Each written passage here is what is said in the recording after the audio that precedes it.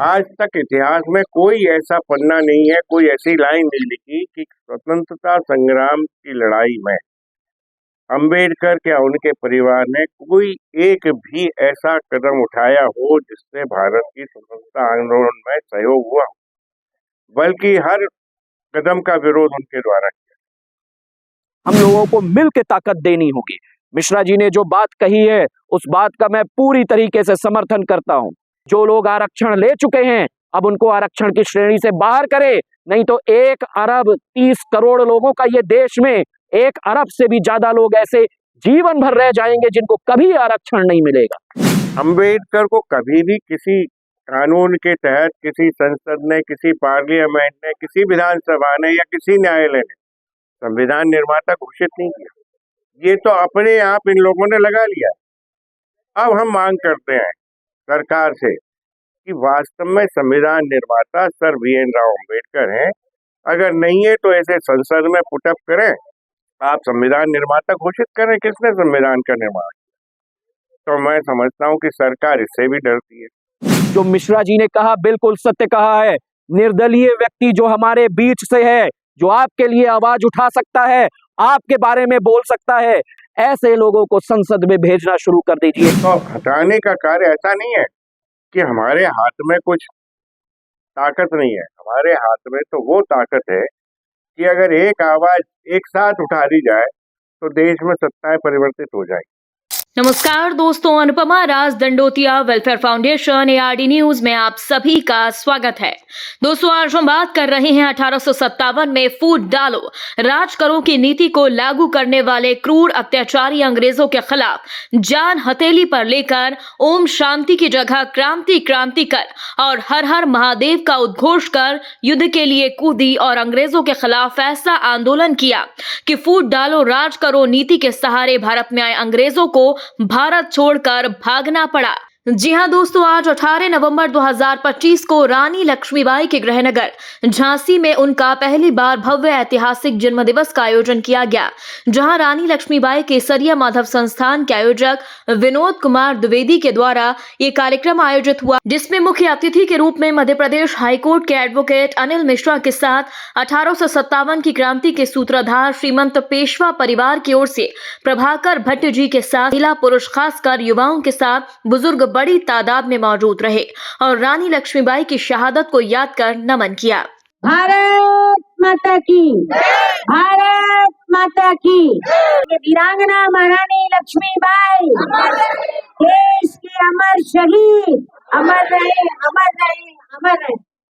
दोस्तों, रानी लक्ष्मीबाई केसरिया मानव संस्थान के बैनर तले सामान्य वर्ग OBC अल्पसंख्यक समाज की मां, बहन, बेटी, देवी देवताओं, जाति को अपमानित जलील करने वालों के खिलाफ कठोर 12 वर्ष की सजा और बगैर जमानत FIR, पीड़ित को 10 लाख मुआवजा दिलाने के लिए कठोर कानून बनाने की मांग के साथ वीरांगना और अनुपमा राज दंडोतिया वेलफेयर फाउंडेशन सामाजिक न्याय स्वाभिमान सेना के साथ शपथ भी ली। जी हाँ दोस्तों, आज आजादी की नींव रखने वाली वीरांगना लक्ष्मीबाई को याद करते हुए सामाजिक संगठन के आयोजन में हर तरफ सरफरोशी की तमन्ना अब हमारे दिल में है। देखना है जोर कितना बाजुए कातिल में है की गूंज के साथ मुख्य अतिथि एडवोकेट अनिल मिश्रा के साथ ही श्रीमंत प्रभाकर पेशवा की टीम का स्वागत हुआ और सभी ने अपने अपने विचार जाहिर किए। झांसी की इस धरा पर सभी को मेरा प्रणाम। मैं सभी को नमन करते हुए मुख्य विषय पे आता हूँ कि भारत ये सनातन की धरती है और ये राष्ट्र सनातनियों का राष्ट्र है। हमारी संस्कृति भी सनातनी है। कुछ लोग जो अंग्रेजों के से पृथक हैं, उन लोगों द्वारा इस सनातन को समाप्त करने का एक प्रयास जो किया है और वो लगातार प्रयासरत है, उस प्रयास को समाप्त करना ही हमारा सनातन का धर्म है। वो आप अक्सर देखते होंगे, सोशल मीडिया पे भी देखते होंगे, न्यूज में भी देखते होंगे कि उन्हें सनातन से बड़ा विरोध है और वो हमारे जो ईश्वर हैं, देवी देवता हैं, उनका अक्सर अपमान करते हैं। हमें उन्हें भी मुख्य धारा में लाना है। हम ये नहीं चाहते कि वो हमारे विरोधाभासी बन के रहें, हमारा कोई उनसे द्वंद्व नहीं, लेकिन हम चाहते हैं कि वो सनातन की मुख्य धारा में आए, तो हम उनका हृदय से स्वागत करेंगे। लेकिन जब तक वो सनातन को के विरोधी रहेंगे, तब तक हम उनका विरोध, जितनी शक्ति है हमारे अंदर, जितनी सामर्थ्य है, उससे करेंगे और निश्चित ही सनातन का जो सत्य है हम स्थापित करेंगे। आज तक इतिहास में कोई ऐसा पन्ना नहीं है, कोई ऐसी लाइन नहीं लिखी कि स्वतंत्रता संग्राम की लड़ाई में अंबेडकर या उनके परिवार ने कोई एक भी ऐसा कदम उठाया हो जिससे भारत की स्वतंत्रता आंदोलन में सहयोग हुआ, बल्कि हर कदम का विरोध उनके द्वारा किया। और उस समय जो एक ही पार्टी होती थी कांग्रेस, उस कांग्रेस ने एक असत्य स्थापित किया कि जो वर्तमान में संविधान लागू है उस संविधान के निर्माता अंबेडकर। लेकिन सत्य दबाया नहीं जा सकता। बहुत लोगों ने कोशिश की बार बार नाम लाने की कि संविधान निर्माण किसने किया, तो संविधान के जो निर्माता हैं वो सर वी.एन. राव साहब, जो एक दक्षिण भारत के बेंगलोर के पास के ब्राह्मण परिवार से, बड़ा प्रतिष्ठित और विद्वान परिवार था। उनके द्वारा संविधान का निर्माण, ड्राफ्ट जो तैयार किया वो 1 वर्ष पूर्व ही तैयार कर दिया गया था। ये तो 47 में बने थे उसके सदस्य संविधान सभा के, उनने 46 में संविधान का ड्राफ्ट तैयार कर दिया और 243 अनुच्छेद आर्टिकल उनके द्वारा ड्राफ्ट में लिख दिए गए। वो ड्राफ्ट आज भी मौजूद है, आप उसकी सर्टिफाइड कॉपी ले सकते हैं। उस पर drafted bye sir VN. Rao ही लिखा, और उसी संविधान को संविधान सभा ने कंसीडर करके विचार उपरांत थोड़ा बहुत ऊपर नीचे करके वही लागू किया। उन सर वी.एन. राव के द्वारा 60 देशों के संविधानों का कंपैरिजन किया, विचार किया था, और उसके पश्चात 16 देशों की यात्राएं करके उस संविधान के ड्राफ्ट को तैयार किया। लेकिन वोटों की राजनीति के कारण उस महान व्यक्तित्व का नाम दबा दिया गया। लेकिन आज सत्य अपने आप ही उजागर हो रहा है और जनता के बीच आ चुका है। अंबेडकर को कभी भी किसी कानून के तहत किसी संसद ने, किसी पार्लियामेंट ने, किसी विधानसभा ने या किसी न्यायालय ने संविधान निर्माता घोषित नहीं किया। ये तो अपने आप इन लोगों ने लगा लिया। अब हम मांग करते हैं सरकार से कि वास्तव में संविधान निर्माता सर वी.एन. राव अम्बेडकर हैं। अगर नहीं है तो ऐसे संसद में पुटअप करें और संसद में इस पर बहस करके आप संविधान निर्माता घोषित करें। किसने संविधान का निर्माण किया? तो मैं समझता हूं कि सरकार इससे भी डरती है, क्योंकि वोट की राजनीति, हमारा वोट तो उन्हें ऐसा लगता है कि उनके पहले से जेब में है, और वो ये मान के चलते हैं कि जितना सवर्ण है, सनातनी है, उनका वोट उनकी जेब में रहता है। बाकी वोट के खातिर वो किसी भी लिमिट और सीमा को क्रॉस कर सकते हैं। जो आप आए दिन देख रहे हैं तस्वीरों से, सोशल मीडिया से, कहाँ सनातन की बात करती हैं राजनीतिक पार्टियां, इवन आरएसएस है, बीजेपी है, कहाँ हिंदू राष्ट्र की बात करते हैं, और वहीं जो धर्म विरोधी है, अंबेडकर स्वयं ही बौद्ध धर्म को अपनाए हुए थे, सनातन धर्म का विरोध था, मूर्ति पूजा के खिलाफ थे। आज वही राजनीतिक दल उन अंबेडकर को सामने रख के उनकी पूजा करते, तो ये एक हमारे सनातन का अपमान ही है। और इस सनातन के अपमान को सिर्फ और सिर्फ हम सवर्ण और जो सनातनी है वही इसको हटा सकते हैं, क्योंकि बाकी लोग तो जो हैं वो वोट की खातिर किसी ना किसी तरह से अपने लाभ वहीं जुड़े हुए हैं। तो हटाने का कार्य ऐसा नहीं है कि हमारे हाथ में कुछ ताकत नहीं है। हमारे हाथ में तो वो ताकत है कि अगर एक आवाज एक साथ उठा दी जाए तो देश में सत्ताएं परिवर्तित हो जाएगी। आज सोचिए, अपन सोचते हैं, लोग कहते हैं कि साहब ब्राह्मण 3%, क्षत्रिय 4%, इस तरह से उन्होंने कहा गणित मिला लेते हैं, 10% है, 10% क्या कर पाएंगे इस देश में। लेकिन अगर आप वाकई में देखेंगे अंदर झांक के, तो जो सवर्ण है वो इस देश में 25 से 30%। और मैं कहता हूं कि अगर 25 से 30% सवर्ण जो है उसमें से 20% भी एक आवाज उठा देगा देश में एक साथ, तो कोई सी भी सत्ता ऐसी नहीं है जिसे वो परिवर्तित नहीं कर सकता। आना एक साथ पड़ेगा, आवाज एक साथ उठानी पड़ेगी, अपने निजी स्वार्थों को छोड़ना पड़ेगा। अगर निजी स्वार्थ नहीं छोड़ सकते तब तक हम इसी तरह से दबा के रखे जाएंगे, हमको गालियां पड़ेंगी, चाहे वो ब्राह्मण हो, चाहे वैश्य हो, चाहे क्षत्रिय हो, सभी को गालियां पड़ेंगी। और हमारे जो ईश्वर है, सनातन है, देवी देवता है, उन्हें भी गालियां पड़ेंगी। तो एक बार इस विषय पर विचार करें सभी लोग, कुछ अपने व्यक्तिगत निजी स्वार्थ सिर्फ एक बार सैक्रिफाइस करने की, त्यागने की कोशिश करें। हम ये नहीं कहते आप जिससे जुड़े, लेकिन जो मंतव्य है, जो एम है, जो आंख दिखाई दे रही है, जिसे टारगेट करना है, वो टारगेट अपने मन में रखे, टारगेट वहीं हिट करें। बाकी सभी किसी के साथ मिले जुले, हमें कोई आपत्ति नहीं।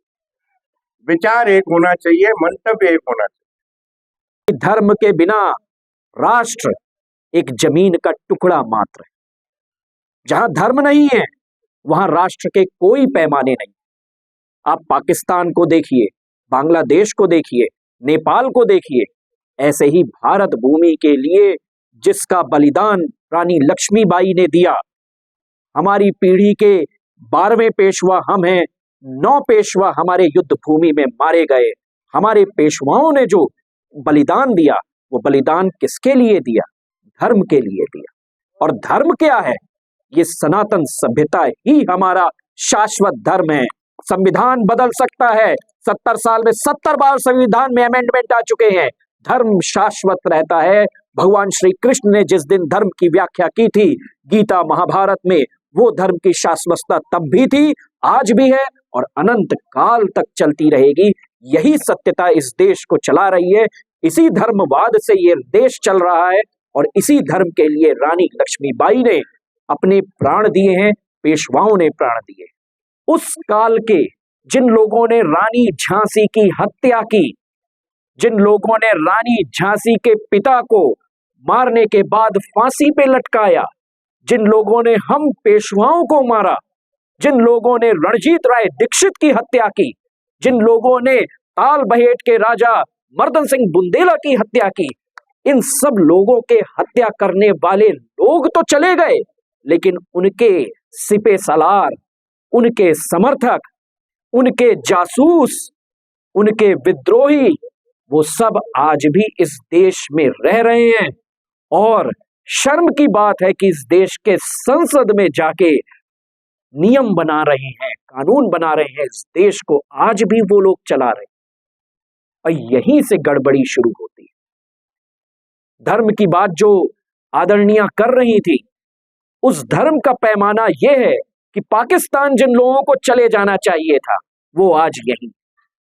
इस देश में सांस्कृतिक गड़बड़ियां, इस देश में सवर्णों के विरुद्ध जो विद्रोह चल रहा है, इस देश में ब्राह्मणों को जिस गालियां दी जा रही हैं, इस देश में अदर बैकवर्ड क्लासेस यानी हमारे पिछड़े वर्ग के भाइयों के लिए जो SC ST एक्ट बना दिया गया है, जातियों को जातियों से तोड़ने की जो तमाम तरह की डिवाइड एंड रूल पॉलिसीज होती हैं, वो संसद में वही लोग क्रिएट कर रहे हैं जो कभी अंग्रेजों के दलाल थे, अंग्रेजों के समर्थक थे, इस देश के अंदर अंग्रेजों को लाने वाले थे, उनकी मदद करने वाले थे।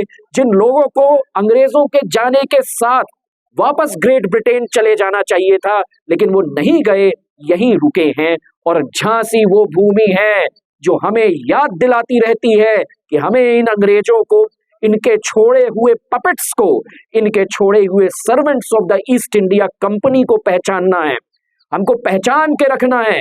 और इनके मुंह पे लगी हुई जो कालिक है उसको याद रखना है कि इन लोगों ने हमारे देश के साथ गद्दारी की है। और झांसी वो भूमि है जो हमें ये धर्म सदैव याद दिलाती रहेगी। हम झांसी से ये संदेश देना चाहेंगे, उन लोगों को छोड़ना शुरू कर दीजिए जिन लोगों के पूर्वजों ने 1857 की क्रांति में ब्रिटिशों का साथ दिया है। उन लोगों से प्रश्न करना शुरू कर दीजिए, उन लोगों के किए हुए क्रियान्वयनों को देखिए। अगर आपको किसी को मदद करनी है, किसी को आरक्षण देना है, तो उनके गरीबी के स्तर को देखते हुए आरक्षण दीजिए। हम सवर्ण ये चाहते हैं कि हर उस गरीब को आरक्षण मिले, हर उस व्यक्ति को आरक्षण मिले जिसने देश सेवा की है, जो युद्ध भूमि में मारा गया है, जो अपंग है, जो गरीब है, जो असहाय है, जो विधवा है, इन सबको आरक्षण मिलना चाहिए। लेकिन जाति के आधार पे क्यों मिलना चाहिए? क्या दूसरी जातियों में गरीब नहीं है? तो जातियों का कैटेगराइजेशन, मंडल कमीशन, उसकी रेपोरी इसीलिए लाई गई कि हिंदू धर्म यानी सनातन धर्म को तोड़ा जा सके, भाई भाई को एक दूसरे का विद्रोही बनाया जा सके। जो मिश्रा जी ने कहा बिल्कुल सत्य कहा है। निर्दलीय व्यक्ति जो हमारे बीच से है, जो आपके लिए आवाज उठा सकता है, आपके बारे में बोल सकता है, डीप स्टेट के बारे में लड़ सकता है, उसका सच सामने ला सकता है, देश के नए विखंडन को जो होने वाला है उसको रोक सकता है, ऐसे लोगों को संसद में भेजना शुरू कर दीजिए। नेताओं के पीछे भागना बिल्कुल बंद कर दीजिए, क्योंकि ये डीप स्टेट से कंट्रोल्ड है। हम लोगों को मिलकर ताकत देनी होगी। मिश्रा जी ने जो बात कही है उस बात का मैं पूरी तरीके से समर्थन करता हूं। जो लोग आरक्षण ले चुके हैं अब उनको आरक्षण की श्रेणी से बाहर करे, नहीं तो 1 अरब 30 करोड़ लोगों का ये देश में 1 अरब से भी ज्यादा लोग ऐसे जीवन भर रह जाएंगे जिनको कभी आरक्षण नहीं मिलेगा।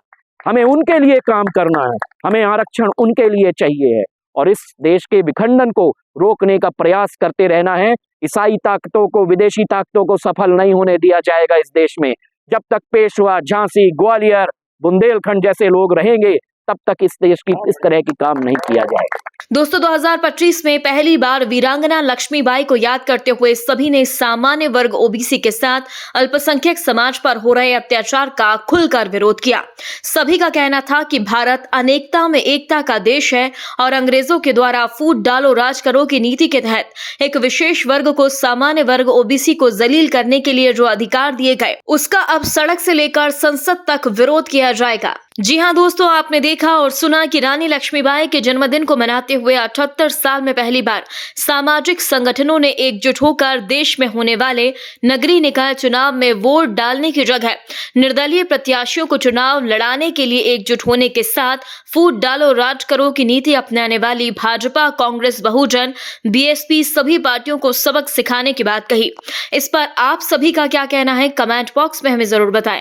यदि आपने अभी तक हमारे चैनल को सब्सक्राइब नहीं किया तो प्लीज बेल आइकन दबाकर अभी हमारे चैनल को सब्सक्राइब करें। अगली ताजा खबर के साथ हम आपके बीच एक बार फिर हाजिर होंगे। तब तक के लिए नमस्कार, जय हिंद।